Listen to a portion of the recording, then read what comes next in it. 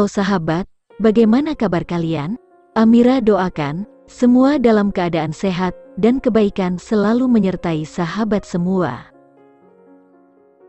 Kali ini Amira memilih membahas kasus yang terjadi di negara Korea, lebih tepatnya di Korea Selatan.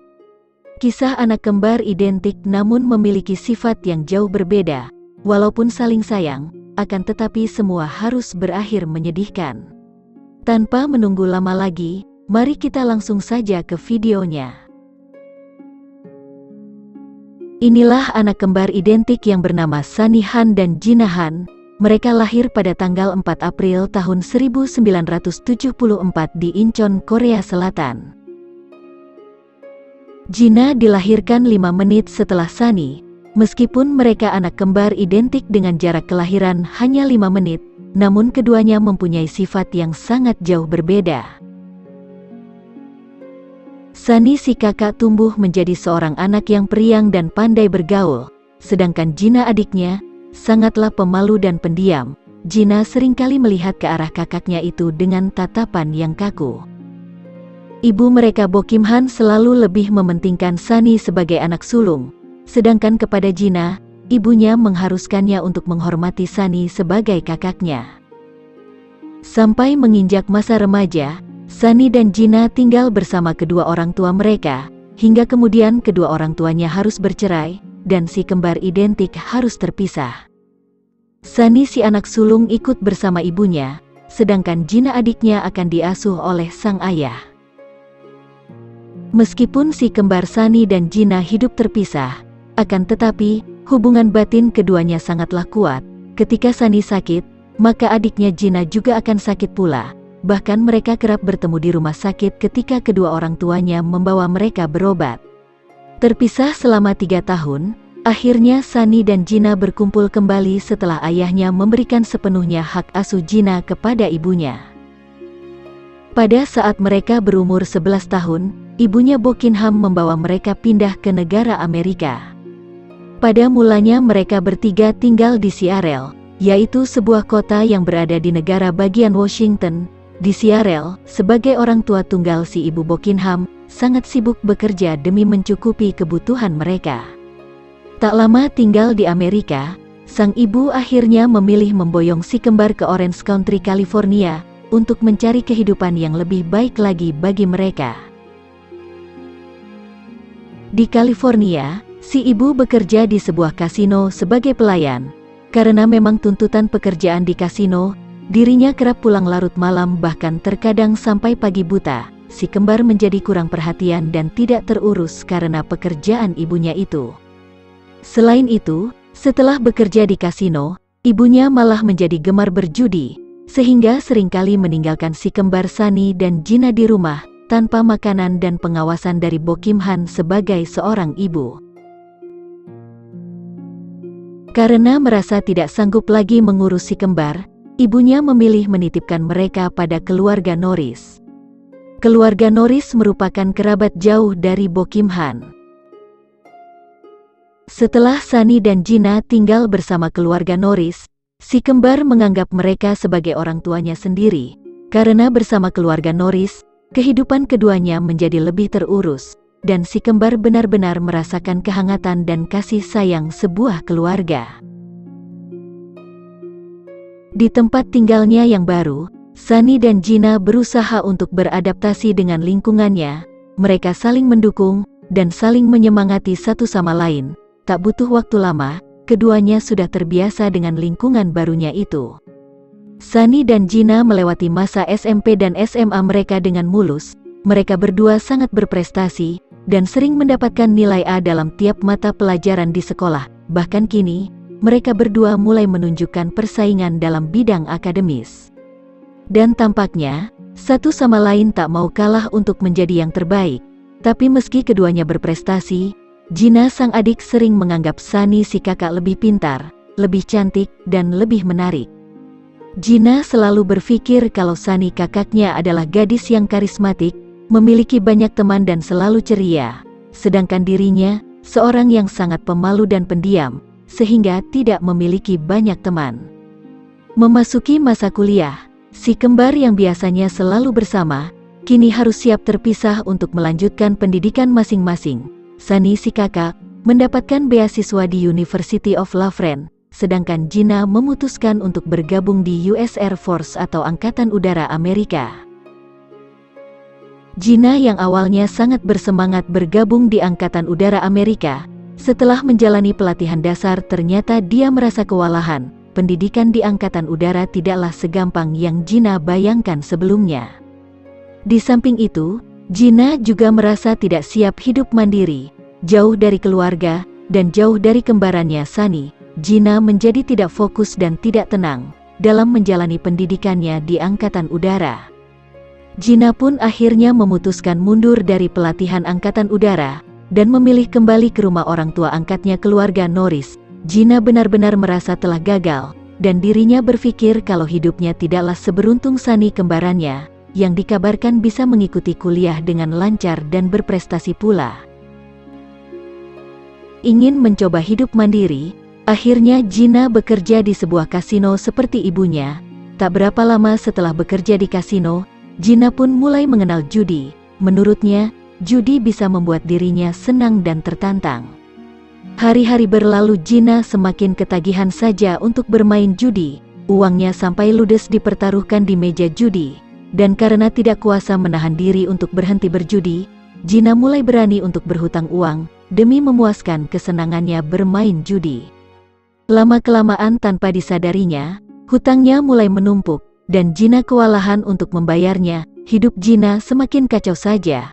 Bahkan suatu hari karena frustasi, Gina pernah menelan berbutir-butir obat tidur dan minuman keras, dengan tujuan untuk mengakhiri hidupnya.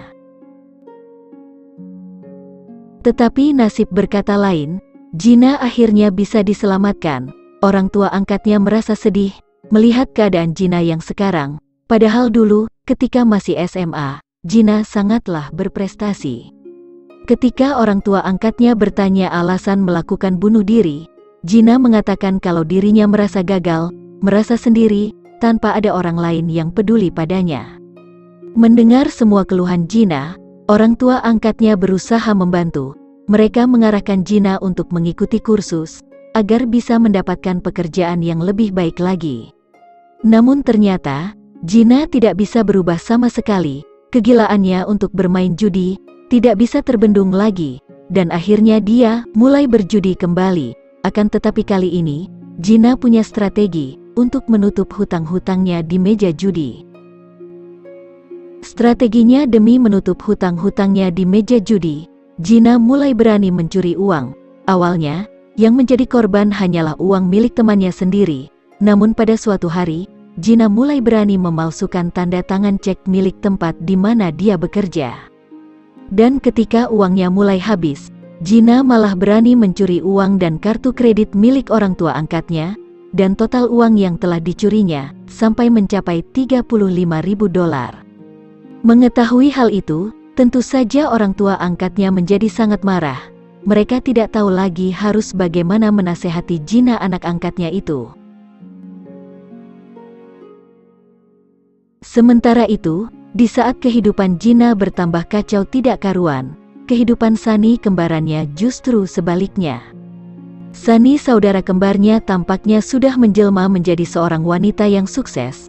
Dia memiliki mobil yang mahal, pakaiannya pun tidak kalah mahalnya.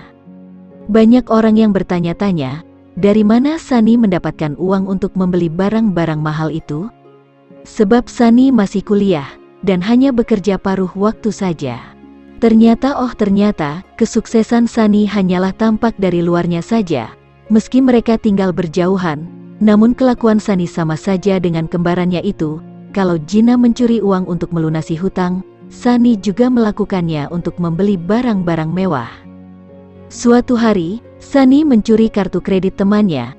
Ketika Sunny ketahuan memakai kartu kredit temannya dan menghabiskan sejumlah $1.300, temannya itu melaporkannya ke polisi.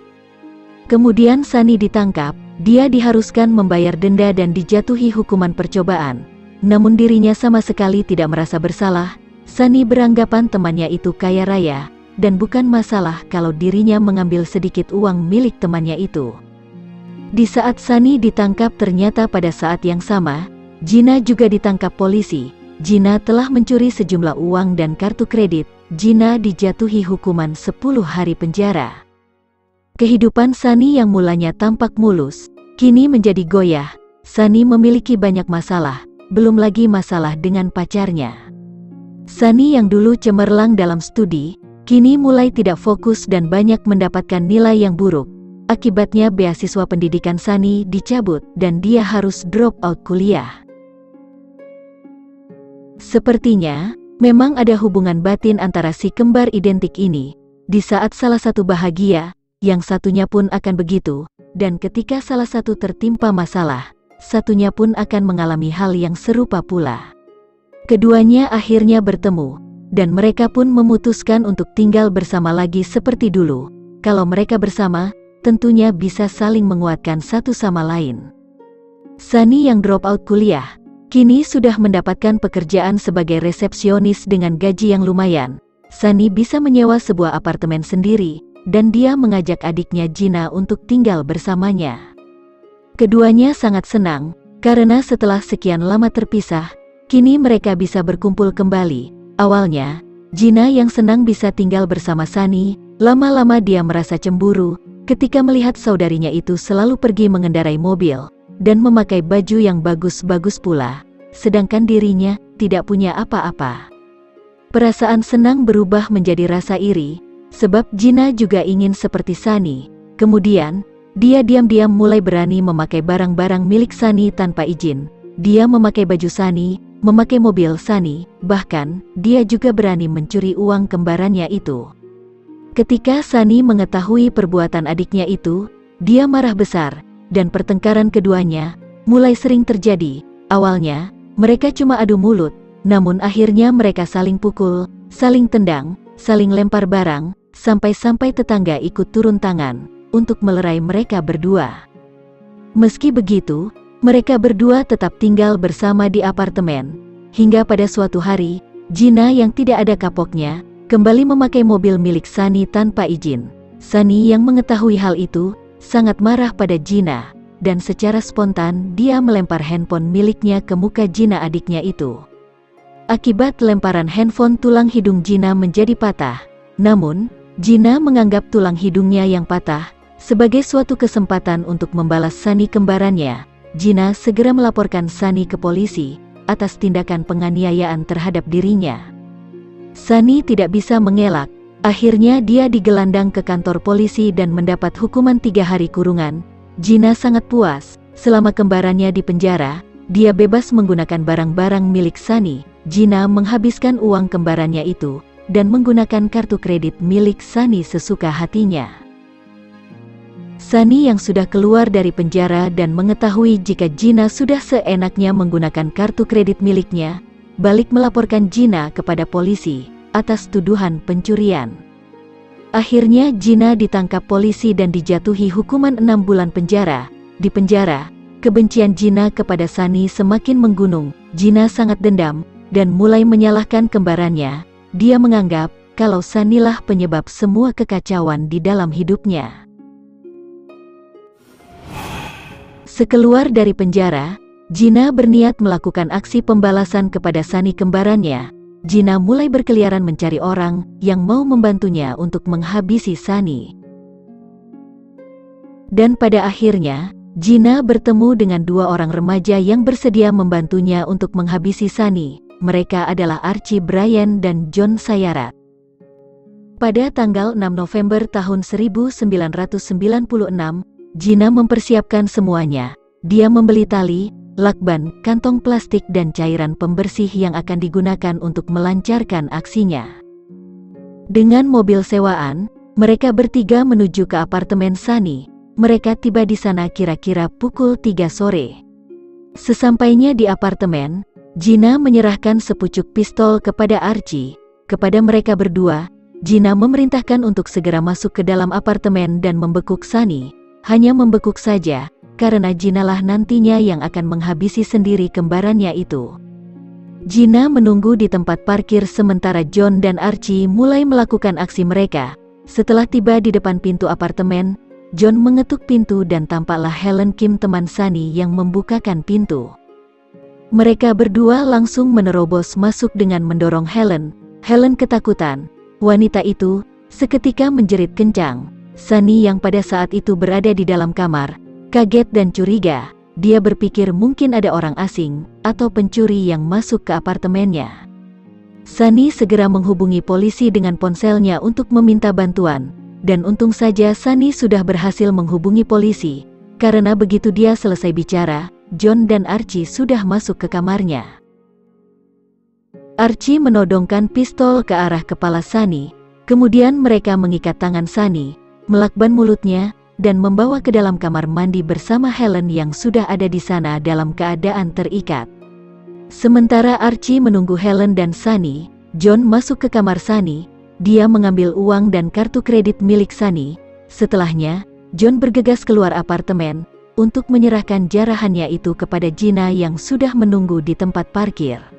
Yang tidak mereka ketahui, Sunny sudah sempat menghubungi polisi, dan tak lama kemudian rombongan polisi pun tiba di lokasi dan apartemen segera dikepung.